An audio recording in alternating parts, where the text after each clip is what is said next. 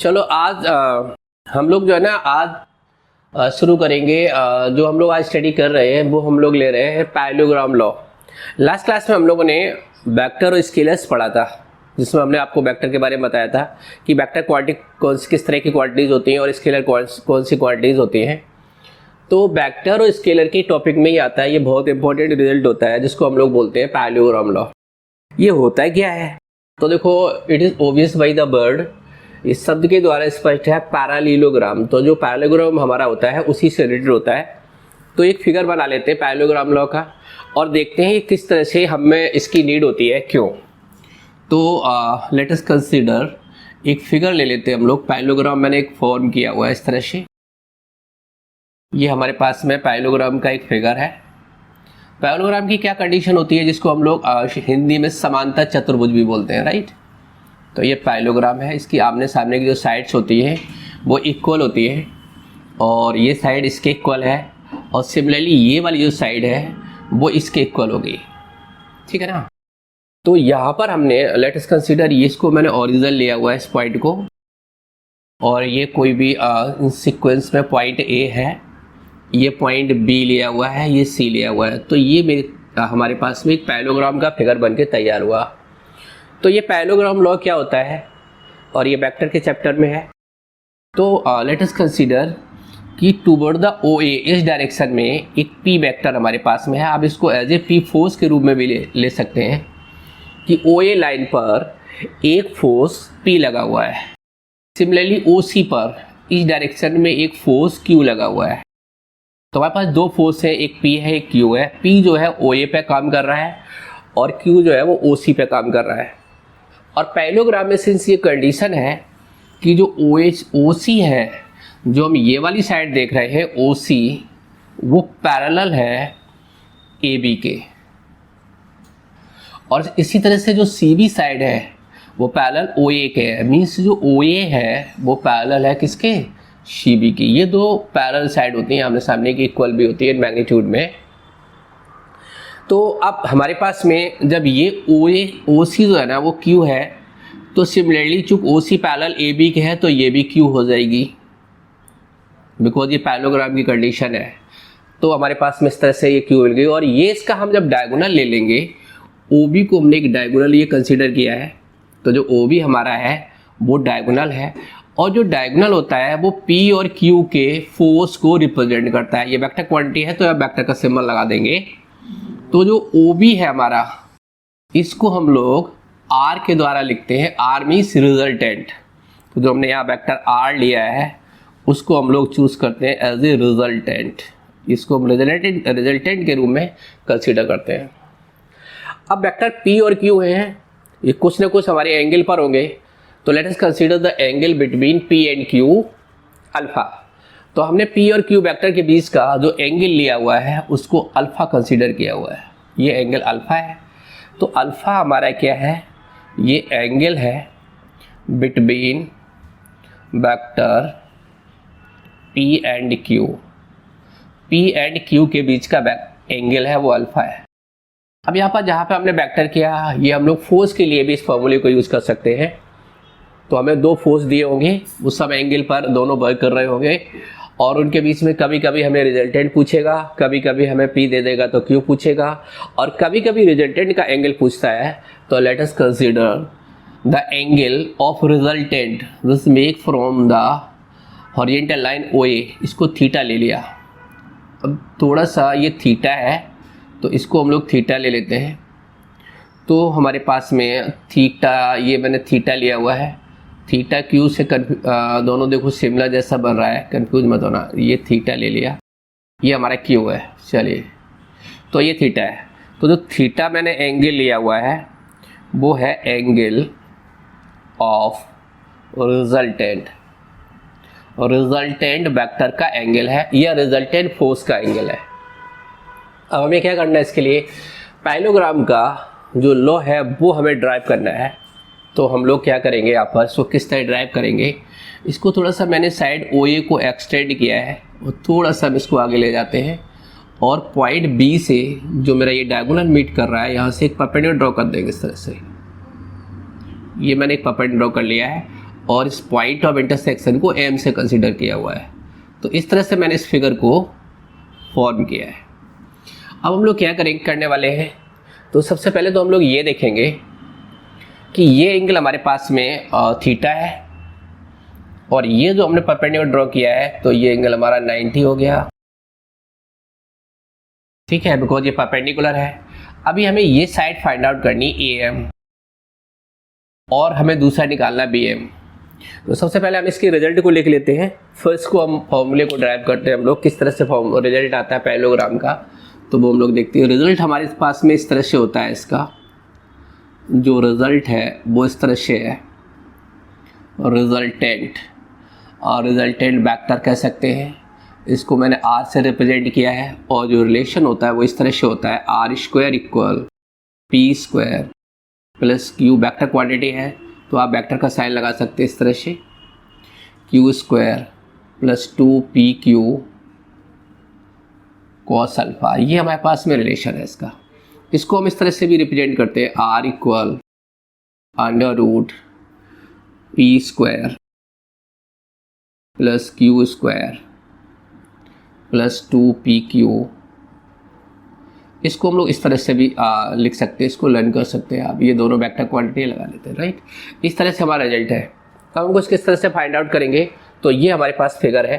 तो सबसे पहले मैं ट्राइंगल की प्रॉपर्टी को यूज करूंगा, और इसमें हम ए एम निकालेंगे हम लोग। तो जरा देखो निकालते हैं किस तरह से। ए एम हमारा बेस है, ये एंगल हमारे पास में ये एंगल अल्फा है, तो जब ये एंगल अल्फा है तो दिस मीन्स ये एंगल भी हमारा अल्फा होगा, बिकॉज हमारे पास प्रॉपर्टी है कि कोई भी टू पैरेलल लाइन से और एक ट्रांसवर्स लाइन इंटरसेक्ट करती है तो ये एंगल इक्वल होते हैं। तो मैंने यहाँ पर क्या किया, इसको अल्फा ले लिया। अब इसमें हम रिलेशन यूज करेंगे कॉस, तो भाई ट्राइंगल प्रॉपर्टी, ट्राइंगल हमारे पास में इस तरह से फॉर्म हुआ है। इस ट्राइंगल को देख लेते हैं, ये एंगल अल्फा है, ये हमारे पास ए पॉइंट है, ये एम पॉइंट है, और ये हमारा बी पॉइंट है। तो सबसे पहले हम निकालेंगे इसमें कॉस अल्फा, ये ट्रिग्नोमेट्री की प्रॉपर्टीज है। कॉस अल्फा होता है बेस अपॉन, और ये जो हमारे पास में है ये क्यू है, तो इसको मैं लिख देता हूँ, यहाँ पर ए बी जो है वो क्यू के दिया हुआ है। तो कॉस अल्फा होता है बेस अपॉन हाइपोटेनस, यानी हमें मिलेगा ए एम अपॉन में क्यू, और क्यू को हम इस साइड में ले आएंगे तो हमें मिलेगा A M equal Q cos alpha. Similarly ठीक इसी तरह से अब हमें क्या करना है, हमें बी एम निकालना है। तो हमें बी एम मिल जाएगी, क्या मिलेगी, B M Q sine alpha. यहाँ मैंने साइन की प्रॉपर्टी लगा दी है। तो जो साइन अल्फा क्या होता है, परपेंडिकुलर अपॉन में हाइपोटेनस। परपेंडिकुलर हमारे पास में है बी एम, जो मुझे फाइंड आउट करना है, और हाइपोटेनस क्या है, A B, A B means Q. तो हमें बी एम इक्वल मिल गया क्यू साइन अल्फा। ये दो इक्वेशन हमको यहाँ मिली हुई है। अब हमें क्या करना है, थोड़ा सा और आगे समझना है। सबसे पहले मैंने क्या किया, इसको ये ट्राइंगल में कंसीडर करूँगा ओ बी एम। तो इस ट्राइंगल को मैंने लिया है from triangle O B M. बहुत ध्यान से देखें हम लोग, ओ बी एम में ये ट्राइंगल में कंसीडर कर रहा हूँ, और जो ओ बी है वो आर के इक्विवेलेंट है। ऑलरेडी हम लोगों ने एज्यूम किया हुआ है, ओ बी है, आर है, रिजल्टेंट वेक्टर है। बी एम जो हमारे पास में है एक साइड, बी एम मैंने ऑलरेडी निकाल रखा है।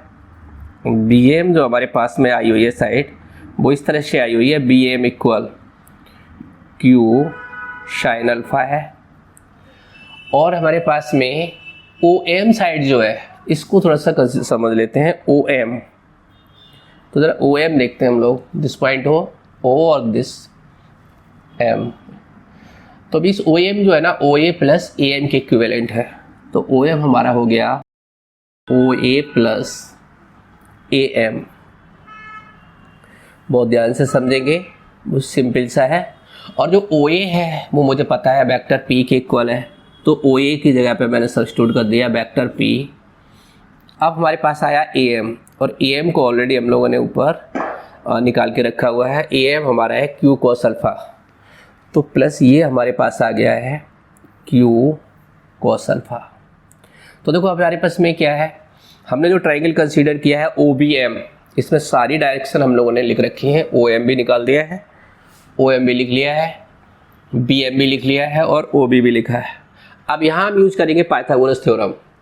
तो जब पाइथागोरस थ्योरम यूज़ करेंगे तो इस रिलेशन को हम लोग इस तरह से लिखने वाले हैं। किस तरह से देखते हैं, यहाँ पर नेक्स्ट पॉइंट पे हम लोग आते हैं। तो इस रिलेशन को हम लोग इस तरह से लिखने वाले हैं। इसको मैंने थोड़ा सा यहाँ से स्पेस ले लिया है, तो मैंने यहाँ से लिखा अगेन इन ट्राइंगल। कौन सा ट्राइंगल ले रहे हैं हम? ओ बी एम या ओ एम बी भी कह सकते हैं इसको। तो इसमें ओ बी एम में एम पर ये राइट एंगल है, एंगल एम जो है ना वो 90 डिग्री का है, राइट एंगल एम पर है। पाइथागोरस थ्योरम को हम लोग यहाँ पर यूज़ करेंगे। तो भाई पाइथागोरस थ्योरम,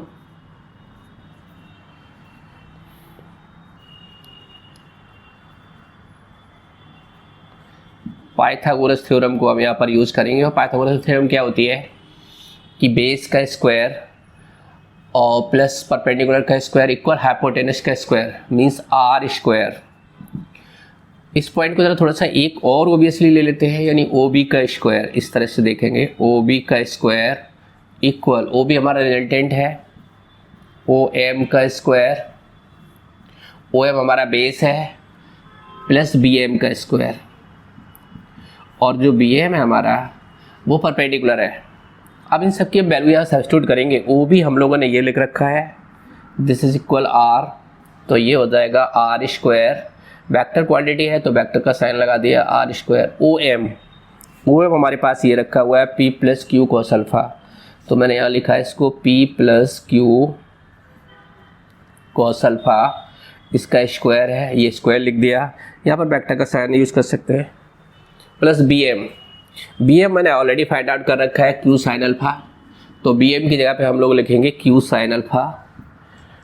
ये हमें मिल गया क्यू, बी एम हमारा है क्यू साइन अल्फा, तो मैंने लिखा क्यू साइन अल्फा। अब हम क्या करेंगे, इसका होल स्क्वायर ओपन करेंगे, तो देखो हमें रिजल्टेंट क्या मिलेगा, R square equal, this means A plus B की आइडेंटिटी यूज़ करेंगे, ये वाला ए प्लस बी का होल ऑफ स्क्वायर होता है बेटा A square plus B square plus 2ab, बस यहीं तक, एंगल कुछ भी नहीं है, ठीक है, क्योंकि 90 डिग्री का है पाइथागोरस ए प्लस बी का राइट एंगल के लिए। तो ये हुआ p का स्क्वायर प्लस q स्क्वायर और cos square alpha plus 2pq cos alpha, और this is equal plus q square sine square alpha. हम दोनों को हम ऐड करेंगे तो r वेक्टर का square equal p square vector p का स्क्वायर प्लस, यहाँ पे हम लोग समझते हैं cos जो हमारे पास में q का स्क्वायर है ये कॉमन है, और ये cos square sine square alpha हो जाएगा 1, इसको हम लोग 1 कर देंगे, तो यहाँ से हमें मिल जाएगा q स्क्वायर प्लस ये बात हमारे पास रखा हुआ है 2pq, ये वेक्टर p है और वेक्टर q है cos अल्फा। देखो हमको जो रिजल्टेंट चाहिए था शायद हमको मिल गया। देखो R square equal P square Q square, तो ये हमें रिजल्टेंट मिला आर, रिजल्टेंट आर का स्क्वायर इक्वल होता है वेक्टर p का स्क्वायर प्लस वेक्टर q का square plus 2 vector p into vector q और बीच का एंगल cos अल्फा के साथ। तो this is the required result जो मुझे चाहिए था। अभी मैंने देखा कि हमें जो ये रिजल्ट मिला है वो रिजल्टेंट आर निकालने के लिए हम लोगों ने रिजल्ट निकाला है। ये हम लोग पढ़ रहे हैं पैरेललोग्राम लॉ, तो पैरेललोग्राम का हमने ये फॉर्मूला ड्राइव किया है R equal P square plus Q square plus ये वाला। अब कभी कभी ये रिजल्टेंट का एंगल पूछता है, तो रिजल्टेंट का एंगल हम लोग कैसे फाइंड आउट करेंगे, तो इसी का जो टॉपिक है सेकेंड पार्ट ले लेते हैं, angle of resultant with the horizontal. क्या लिख लेते हैं, एंगल ऑफ रिजल्टेंट। तो सेकेंड पॉइंट इसका ले लेते हैं, angle of resultant vector R with horizontal. अब जरा एंगल को हम लोग बी और फाइंड आउट कर लेते हैं हॉरिजेंटल लाइन से, ठीक है ना। तो देख लेते हैं एंगल हमारे पास थीटा है। अब हमें थीटा फाइंड आउट करना है, तो थीटा हम कैसे फाइंड आउट कर सकते हैं? तो ओबियसली हम टेन लेंगे तो परपेंडिकुलर अपॉन में बेस, तो भाई प्रॉपर्टी ऑफ टेन थीटा। तो फ्रॉम ट्राइंगल, तो मैंने यहाँ फिर से लिखा है फ्रॉम ट्राइंगल। कौन सा ट्राइंगल कंसीडर कर रहे हैं? ओ एम बी या ओ बी एम लिख दिया चलेगा। ओ बी एम से मीन्स इस वाले ट्राइंगल से। ये वाला ट्राइंगल मैंने दोबारा से ले लिया है। ट्राइंगल इस तरह से लिया है मैंने, ये वाला। और ध्यान दीजिएगा, ये ओ पॉइंट है और यहाँ पर एम पॉइंट है और ये बी पॉइंट है और ये एंगल थीटा है। तो इसमें मैं टेन थीटा टेन की प्रॉपर्टी यूज़ करूँगा। टेन थीटा इक्वल होता है परपेंडिकुलर, क्या होता है? Perpendicular upon base. ये वाली आइडेंटिटी हम यूज करेंगे, ट्रिग्नोमेट्रिक आइडेंटिटी। तो ये हमें मिलेगा, परपेंडिकुलर हमारा है बी एम और उसका बेस हमारा है ओ एम। इसका जो रिलेशंस है वो हम ऑलरेडी लिख चुके हैं नीचे हमारे पास में। तो ज़रा वैल्यू इसकी देख लेते हैं। जब हम इसकी वैल्यू सब्स्टिट्यूट करेंगे हमें मिलेगा tan theta equal perpendicular B M, और बी एम हम लोगों ने निकाला है दिस। बी एम की जगह पे हम रखेंगे, ये रखा हुआ है बी एम हमारे पास में। B M equal Q sine alpha, तो रख दिया क्यू, ये Q sine alpha, Q vector है, अपॉन, और यहाँ पर लिखा हुआ है ओ एम। ओ एम में कन्फ्यूज मत होइए, ये वाला पॉइंट यहाँ का है, इस जगह का। तो ओ एम हमारे पास ये रखा हुआ है P plus Q cos alpha. तो मैंने यहाँ सब्स्टिट्यूट कर दिया है P plus Q cos alpha. तो अब हमारे पास में रिजल्टेंट का एंगल निकालने के लिए जो हमें फॉर्मूला मिला हुआ है वो ये मिला है। क्या मिला है? दिस इम्प्लाइज थीटा इक्वल, ये थीटा है, this implies theta equal, ten को मैं राइट साइड ले जाऊंगा, theta equal tan inverse Q sine alpha upon P plus Q cos alpha. तो दिस इज द एक रिलेशन हमें मिला हुआ है। This is an important result है। ये किसके लिए? फॉर एंगल निकालने के लिए, रिजल्टेंट का एंगल निकालने के लिए। तो थीटा अगर हमको निकालना हो, दिस थीटा, तो हम ये वाला रिजल्ट यूज़ करेंगे। और हमें रिजल्टेंट अगर आर निकालना हो तो हम ये वाला रिजल्ट यूज़ करेंगे। तो दोनों को जरा समराइज करते हैं। तो दो रिजल्ट हमको मिले, वो इस तरह से मिले हुए हैं। पैरेललोग्राम लॉ क्या बताता है कि रिजल्टेंट निकालने के लिए होता है। तो रिजल्टेंट निकालने के लिए हम लोगों ने ये वाला फॉर्मूला ड्राइव किया है, दिस, और रिजल्टेंट वेक्टर आर का whole square equal vector P का स्क्वायर वेक्टर क्यू का square plus 2 vector P Q cos alpha. एक तो ये रिजल्ट मिला हुआ है और एक ये रिजल्ट मिला हमें, और दूसरा theta equal tan inverse Q sine alpha upon P plus Q cos alpha. ये दो रिजल्ट मिले और ये दोनों इंपॉर्टेंट रिजल्ट है पैरेललोग्राम लॉ के। तो जिस तरह से आज हम लोगों ने पैरेललोग्राम लॉ को पढ़ा, नेक्स्ट क्लास में हम लोग देखेंगे सिमिलरली एक ट्राइंगल लॉ है, और ट्राइंगल लॉ की सिमिलरली एक लामीज थ्योरम होती है, जिसको हम इलेक्ट्रोस्टैटिक्स के चैप्टर में जब हम चार्ज या कैपेसिटेंस वगैरह यूज करते हैं, या फोर्स जब हम लोग लगाते हैं, इलेक्ट्रोस्टैटिक फोर्स, तो इलेक्ट्रिकल फोर्स जब F1 F2 F3 डायरेक्शन में लगा होता है और they are some angle between the two forces, तो उसके लिए हम लोग लामी थ्योरम को यूज करते हैं। तो नेक्स्ट क्लास में हम लोग आपको बहुत इंपॉर्टेंट टॉपिक पढ़ाएंगे, जिसमें हम आपको बताएंगे ट्रायंगल रूल और लामी थ्योरम, ठीक है ना। तो बहुत दोनों इंपॉर्टेंट रिजल्ट है, तो हम इनको करते हैं नेक्स्ट क्लास में, ठीक। Thank you to all of you.